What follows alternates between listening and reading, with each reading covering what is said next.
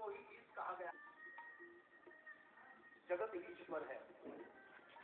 आनंद सिंधु में भव्य सिंधु की कल्पना हो रही है, भास रहा है। हमारे ग्रीवा के ऊपर हमारा मस्तक दिखता है और चेहरे में देखते हैं ना, तो उस दर्पण के अंदर भी हमारा चेहरा हमको दिखता है। तो क्या गर्दन के अंदर जो मस्तक है वो अलग है क्या? तो इसका मतलब सर दो हो गए, लेकिन सर दो नहीं है, एक ही है। हमारे ग्रीवास्थ जो मस्तक है ना, वही दर्पण में प्रतिबिंबित हो रहा है। इसी प्रकार संसार है नहीं, केवल परमात्मा ही संसार बन के प्रतिबिंबित हो रहा है, संसार ही। इसलिए अगर कोई व्यक्ति सुमति लेके जाता है तो संसार भी परमात्मा बन जाता है। कोई निष्काम अंतःकरण लेके जाता है तो दुनिया की हर वस्तु ईश्वर बन जाती है। और अगर कोई व्यक्ति कुमति लेके जाती है तो परमात्मा भी संसार बन जाता है। यानी ईश्वर क्या है, ये अपने पात्र के ऊपर है। आपका अंतःकरण जागी रही भावना जैसे। इसलिए यहाँ विवाद करने की कोई जरूरत नहीं है, सीधे सीधे सूत्रात्मक समझना चाहिए। ईश्वर को डूबने का विषय है। धर्म को समझने लायक जैसा धर्म नहीं होता है, धर्म धारण करने लायक होता है। कई लोग केवल धर्म के ऊपर टिप्पणियां लिखते रहते हैं। लिखने की जरूरत नहीं है, जीने की जरूरत है। इतना लिखा पड़ा है पहले से ना, दुनिया की ऐसी एक भी बात नहीं है जिसको वेद व्यास ने नहीं लिखा। जो भी कहीं लिखा जा रहा है या बोला जा रहा है वो सब व्यास का झूठा है, सब व्यास के देखा देखी है। इसलिए ठीक है, वैसे सब प्रवृत्ति के लिए कोई विरोध नहीं होता है, लेकिन पाप धर्म को कहा नहीं जाता, धर्म को जिया जाता है। और जब से हम लोग धर्म को कहने के लिए उतावल हुए हैं ना, तब से धर्म जीने से छूट गया है। और उसके बाद शंकर भगवान ने भवानी को राम के बारे में बहुत कुछ बताया। बंदहुबाल रूप श्री रामो, क्या अद्भुत अद्भुत पंक्तियां हैं। और उसके बाद जिन्होंने अपने कानों से कभी कथा नहीं सुनी ना, उसके कान सर्प के बिल के समान है। जिन्होंने अपनी आंखों से कभी हरि का दर्शन नहीं किया ना, उनकी आंख जो है ना मोर पंख की जैसी है। जिसका हृदय हरि के चरित्र को सुनकर हर्षित ना होता हो, वो तो फिर वज्र के समान कठोर है। जिसका सर सदगुरु को देखकर और किसी प्रभु को देखकर झुकता ना हो, वो कड़वी तुमड़ी के समान है। जो व्यक्ति अपनी जिह्वा से कभी हरि का गीत ना गाए ना, वो मेढक की जिह्वा लेकर घूम रहा है। और जो व्यक्ति कभी भी अपने जीवन में आजन्म मात्रमपियेन सठेन किंचित चित्तम विधाय सुख शास्त्र कथा न पीता चांडाल वच्च करवत्यतेन नीतम मिथ्या स्वजन्म जननी जन दुख भाजा। परमहंसों की संहिता कहती है कि वही चांडाल है जो कभी परमात्मा से प्रेम नहीं करता। जो व्यक्ति कभी शास्त्र और संत को स्वीकार नहीं करता है, वो व्यक्ति ही जीते जी मुर्दा है। और भवानी, तुमने वैसे तो मोहब्रस पूछा है, तुमने जो भी पूछा मुझे अच्छा, लेकिन राम कोई और है और ईश्वर कोई अलग, ये बात मुझे बिल्कुल पसंद। ऐसा बात तो वो लोग पाखंडी हर पद विमुख जाने ही झूठ न साथ, जो पाखंडी होते हैं, जो हरि की भक्ति से विमुख होते, वो ऐसा बोलते हैं कि राम कोई अलग है और परमात्मा कोई अलग है। याद रखना, गोस्वामी को ये बात 1% भी स्वीकार नहीं है कि राम कोई अतिरिक्त व्यक्ति है और वो शक्ति कोई दूसरी है। आजकल के तथाकथित लोग खाली खाली झूठा प्रचार करते हैं। राम महा ईश्वर नहीं थे, एक महामानव थे। खाली खाली लोगों को, और लोग भी, आपको पता है भारत में तो सब चलता है बाप, ये इंडिया है, यहाँ तो जो ना चले कहीं वो चलता है। हमारे भारत में तो एक रोग है, वो है नकल का। ऐसे साधु कहते हैं कि नकल करो, वो आपकी सुविधा के लिए, क्योंकि नकल करते करते असल आएगा। लेकिन कई लोग होता है,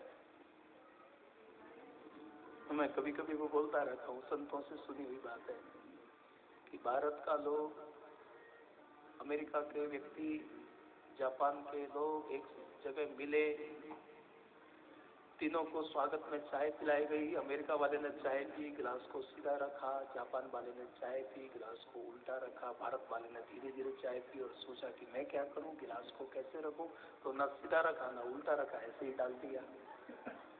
फिर पूछा गया कि भैया ये आपका प्लान क्या है, तो अमेरिका वाले तो भोगी प्रवृत्ति के लोग होते हैं, उन्होंने कहा कि मुझे और चाहिए, मेरी तृप्ति नहीं हुई, याद रखना, कभी किसी की तृप्ति संसार से होती भी नहीं है। थकान हो सकती है लेकिन तृप्ति नहीं होती।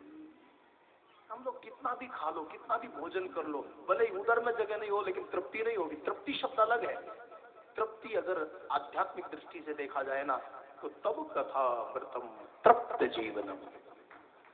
राम श्रीमद् भागवत गीता के 10वें स्कंद के 31वें अध्याय का 9वां श्लोक है। तब कथा व्रतम तृप्त जीवनम कभी विरीडतम कल्मषापहम श्रवण मंगलम श्रीमदाततम विगृणन्ति ते भूरिदा जना। तृप्ति अलग चीज है। हमारे यहाँ तृप्ति के ऊपर एक ग्रंथ है हमारे अद्वैत सिद्धांत में, तृप्ति प्रदीप, पढ़ने जैसा है। और उसके बाद भोगी व्यक्ति को तृप्ति नहीं होती, अशांति होती है। तृप्ति कभी भी वासनाओं से नहीं होती है, हमेशा त्याग ही करना पड़ता है।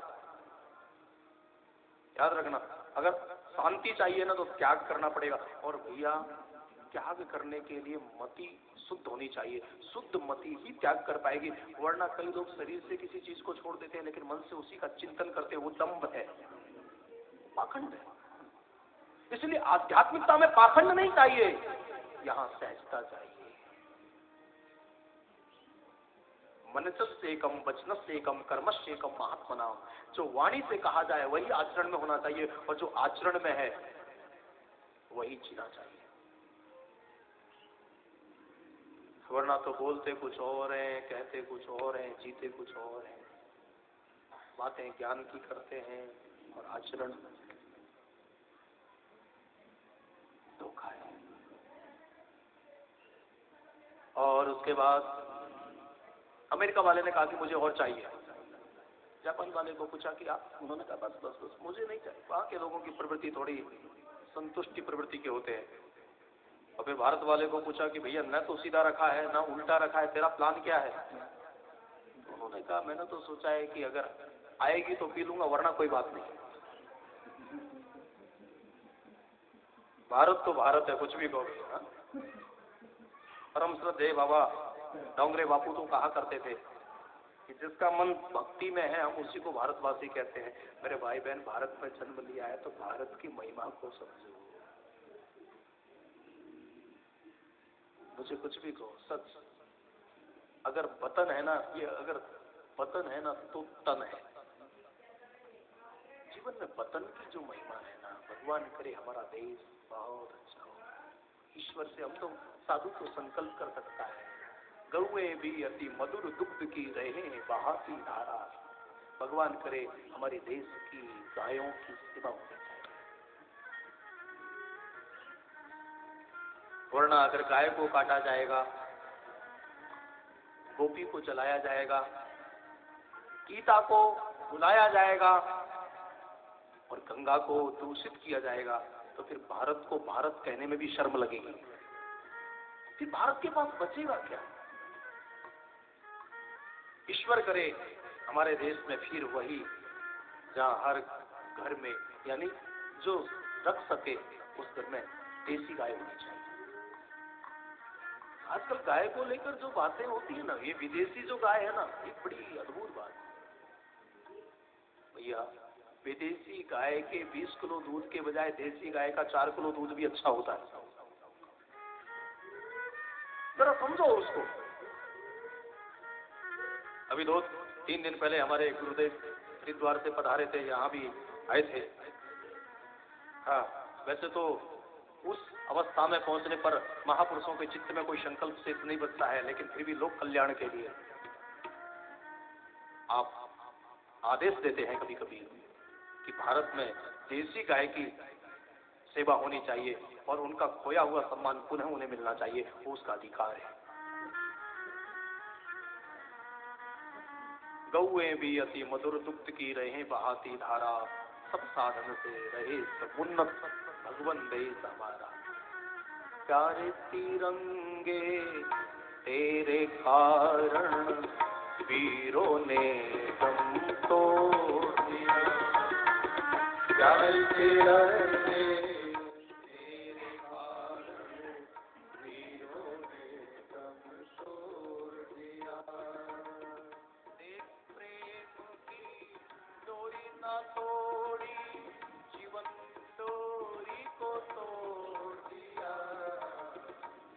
तिरंगे तेरे कारण वीरों ने दम तोड़ दिया। आप सरहद पर किसी के सर काटे जाएं, इससे शर्मनाक बात क्या हो सकती है? शर्म आनी चाहिए हमको अपने आप में बोलने में। बहुत लज्जा आती है हमको, हमने इन लोगों को क्या सौंप दिया है। आप ये प्रजातंत्र है, यहाँ पर हर व्यक्ति, हम भी समाज की इकाई हैं, हम धर्मगुरु हैं, लेकिन पहले समाज, अब जब हमारा पतन होगा तो ये तन भी सुरक्षित होगा, वरना तो क्या हम राम कथा कर पाएंगे? क्या हम धर्म की जय बोल पाएंगे? इसलिए बाप भगवान करे आपको वो विवेक होना चाहिए, आपको वो सुमति होनी चाहिए, आप ये निर्णय ले पाए कि राष्ट्र का निर्माण कैसे होगा। देश प्रेम की डोरी न तोड़ी, जीवन डोरी को तोड़ दिया। प्यारे तिरंगे तेरे कारण वीरों ने दम तोड़ दिया। देश प्रेम की डोरी न तोड़ी, जीवन डोरी को तोड़ दिया। शहीदों ने तो समर्पण किया है। बाप हमको ज्ञान होना चाहिए, हम केवल साधु की समाधि नहीं पूछते हैं, हम शहीद का स्मारक भी पूछते हैं।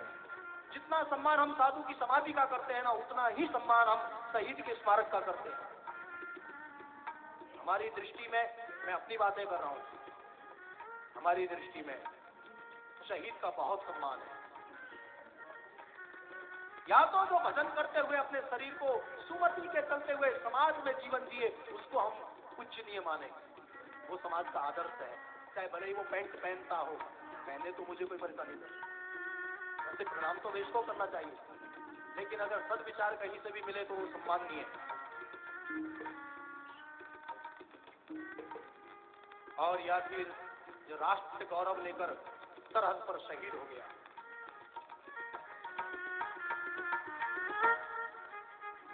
अपने जीवन को समर्पित किया है बात की इच्छा।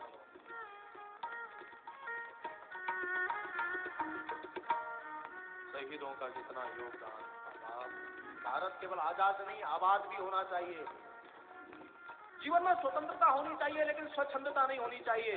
प्लीज, अगर स्वच्छंदता होगी ना, अगर अविवेकी व्यक्ति स्वच्छंद हो जाता है तो वहां विलासिता बढ़ जाती है। हमारे देश का राजा विलासी नहीं, वैभवशाली होना चाहिए। 21वीं सदी में लोगों को चाहिए, बुद्धिजीवी वर्ग को चाहिए कि भारत का राजा विलासी नहीं होना चाहिए, उसके जीवन में धर्म होना चाहिए, उसकी भावनाओं में स्थान होना चाहिए राष्ट्र के प्रति। प्यारे तिरंगे तेरे कारण वीरों ने दम तोड़ दिया। एक तिरंगे को हाथ में लेकर दूसरे लोग गिर गए। मजे की बात है, कूद गए, लेकिन तिरंगे को झुकने नहीं दिया। किसी व्यक्ति की ताकत नहीं कि तिरंगे का कोई अपमान करे। कितना प्यार है हमें अपने तिरंगे से। मेरे भाई बहन, हम कोई पार्टी की बातें नहीं करते, हम राष्ट्र निर्माण की बातें कर रहे हैं। प्लीज कोई ऐसा मत समझिएगा कि मैं किसी के पक्ष में बोल रहा हूँ। अगर आप सोचते हो तो वो जिम्मेदारी आपकी है, मैं गलत नहीं बोल रहा, एक राष्ट्र के लिए बोल रहा हूँ। वरना कई लोग कभी कभी ऐसा सोच लेते हैं कि सारे साधु लोग बीजेपी के बारे में बोलते हैं। ऐसा नहीं बाप, ये आपकी गलत धारणा है। कभी कभी लोग हमको पत्र लिख के देते हैं कि आप लोग सब उसी को सपोर्ट, ऐसा नहीं है। हम सत्य को सपोर्ट करते हैं और हमें सत्य जहां दिखता है ना, हम उसी की बात करते हैं। हम कोई व्यक्ति की प्रशंसा नहीं करते, हम किसी पार्टी की बात नहीं करते, हम सत्य की बात करते हैं, हम राष्ट्र की बात करते हैं। हम उन लोगों की भावनाओं को समझना चाहते हैं। वरना तो कई लोग केंद्र में ऐसे ऐसे लोग बैठे हैं, शायद हो सकता है कि मेरी मति सुमति नहीं है। मैं इतने दिनों से कभी कभी मौका मिलता है तो उनका उद्घोषण या उद्भाषण या फिर उनका प्रवचन सुनता हूँ, लेकिन या तो वो गलत है या फिर मुझे समझ में नहीं आता। अब उसका नाम तो गुप्त ही रहने दो। दिल्ली में कुछ लोग पता नहीं कहाँ से बोलते हैं यार, क्यों पता नहीं लोगों ने क्या कर दिया देश। हमारे जो हरिद्वार से महाराज श्री आए थे, उनका बहुत अच्छी बात मुझे याद है। उन्होंने कहा इस दुनिया की सारी संस्कृति और सभ्यता के ऊपर सबसे पहला अधिकार साधु का होता है। साधु अगर वो न कर, याद रखना, इस जगत की सबसे जो उत्कृष्ट चेतनाएं होती है ना, वो धर्म जगत में जाती है। जो यथार्थ में धार्मिक होगा ना, वो इस राष्ट्र की सबसे ऊंची मानसिकता होगी।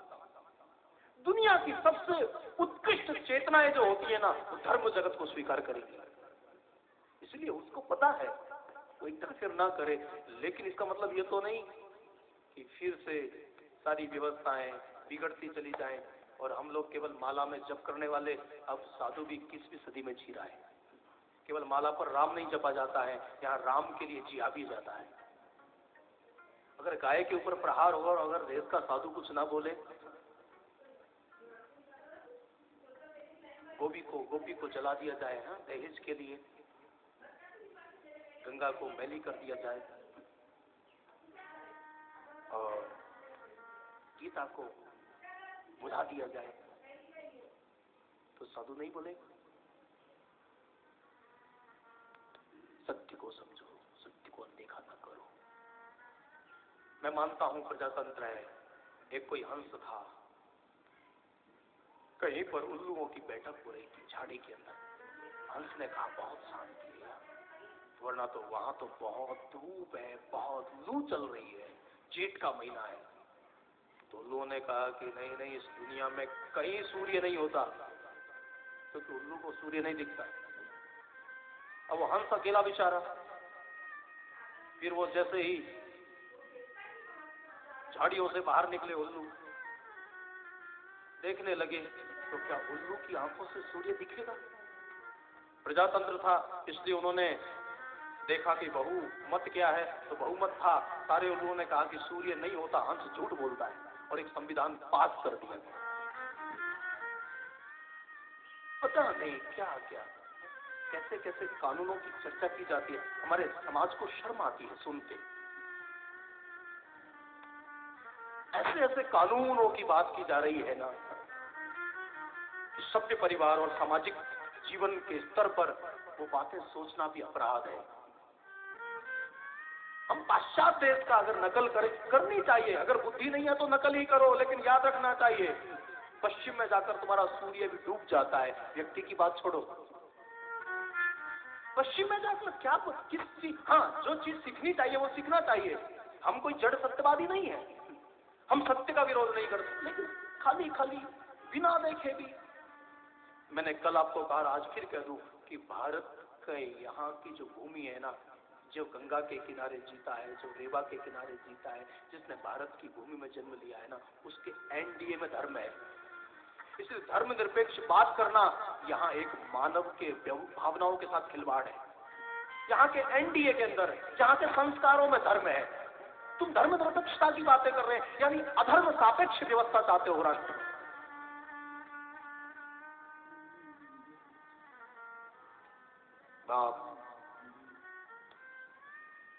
भगवान करे भारत के हर व्यक्ति में सुमति आए। और चलिए सुमति कुमति की बात छोड़ें, शंकर पार्वती की जो बात थी, उन्होंने फिर आगे सुनाया कि भवानी सगुण ही अगुण ही नहीं कछु भेदा। निर्गुण और सगुण में कोई भेद है ही नहीं, भेद केवल बुद्धि में है। बुद्धि के भेद को मिटाने के लिए कथा गाई जाती है। भेद भगवान में नहीं, भेद बुद्धि में है। जल हिम उपल विलग नहीं, जैसे जैसे पानी और बर्फ अलग नहीं होता है, वैसे ही सगुण और निर्गुण में कोई भेद नहीं है। भवानी ईश्वर के बारे में आपने सुना है, बिनु पाद चलाई सुनहि बिनु पाना,